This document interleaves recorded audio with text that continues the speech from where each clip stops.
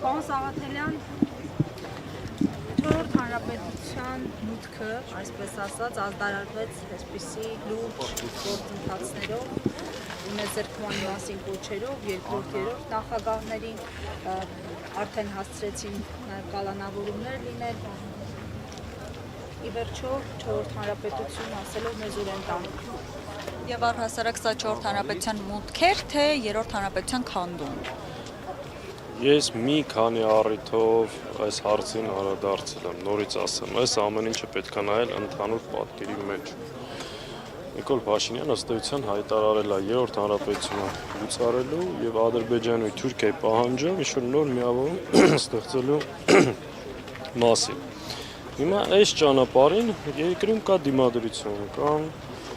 քաղաքական ուժեր, կազմակերպություններ, ովքեր դեմ են այս հրեշավոր ծրագրի իրականացմանը։ Այս ամբողջ process-ը դրա համար է, որպեսզի չեզոքացնեն, մեկուսացնեն նախկին նախագահներին, քաղաքական ուժերին, ընդդիմադիրներին, առհասարակ ազգային մտածելակերպ ունեցող մարդկանց, որպեսզի այս հրեշավոր ծրագիրը մեր պետության ու ժողովրդի հետ իրականացնեն։ Իրենց ամենամեծ խնդիրը լինելու է համանդրական բարեփոխումները, Թուրքիայի գլխավոր պահանջներից մեկի իրականացումը եւ ամեն ինչ փորձելու են անել սա, որպեսզի կարողանան իրականացնել, բայց չեն կարողանալու, որովհետեւ դա իրականացնելու որևէ ճանապարհ եւ հնարավորություն այսօրվա մեր համանդրությունը չի ընձեռնում։ Փորձելու են կրկին համանդրական կարգը տապալելով լկտիությամբ եւ ապօրինությամբ դա անել, փորձելու են։ Մեր խնդիրն է նաեւ դա թույլ չտալ։ Հիմա այս ճանապարհին դիմադրությամբ, այսինքն ես չեմ պատկերացնում որևէ ընդդիմադիր ճիշտ անում հանրությունը, դրա պահանջը կա ու բնական պահանջը դա ու առհասարակ ընդդիմադիր դաշտի կոնսոլիդացիան անխուսափելի պետք է լինի այս հրեշավոր ծրագիրը կանխելու համար։ Իհարկե Սաղաթելյան, դրա մասին այնքան ենք խոսել եւ ասել։ Նաև հանրային մի քանի շրջանակներ այս process-ների մեկնարկի ժամանակ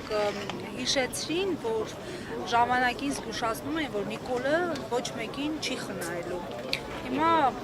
հասել է եւ բոլորի հետևից եկել է, ասում են, ինչն էր զարմանալի ձեզ համար։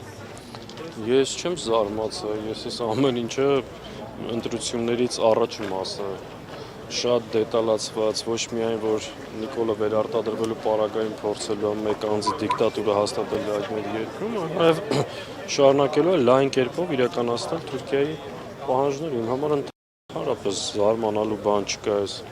ընթացքում կամ այս ամեն ինչը անսպասելի մանդատները չվերցնեինք, այս իրավիճակը չէր լինելու։ Այսինքն սա ինչ մի բան է, ասենք երեկել Նիկոլ Փաշինյանը խորհրդա մանդատները դրեք։ Ասենք դա բացարձակ մեկը մյուսի հետ կապ չունի, այդ խոսույթը արդեն բան այլ այդ մանդատի։ Այսինքն դրանով էր պայմանավորված այս process-ը, ասենք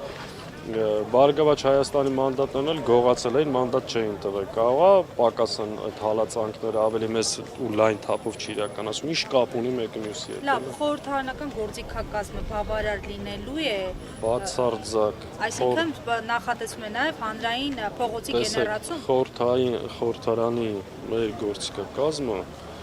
մի մասն է փոփոխություններ հասնելու համար։ 100 անգամ ասել ենք, մեկ անգամ եւս կրկնում եմ։ Առանց խորհրդարանական մանդատների միայն փողոցով ըստ էության դա անհնարին էր ու նույնը հակառակը միայն փողոցային մանդատով դա հնարավոր չի, հետեւաբար մենք ունենք երկու խնդիր խորհրդարանում եւ խորհրդարանից դուրս կազմակերպել մեր հասարակությանը գիտակից ազգային մեր երկրի պետության ապագա մտահոգ քաղաքացիներին կարողանանք կազմակերպել, կոնսոլիդացնել մի հատ ընդհանուր մեծ ոչի համաժողովրդական ճակատ ստեղծել ու փորձել կանխել այն հրաշավոր ծրագիրը, որ գործադրվում է մեր պետության։ Հայլեր այդ ուղղությամբ ձեռնարկվում են, պարոն Սաղաթելյան։ Գիտեք, քանի ամիս է այդ քննարկումները կան։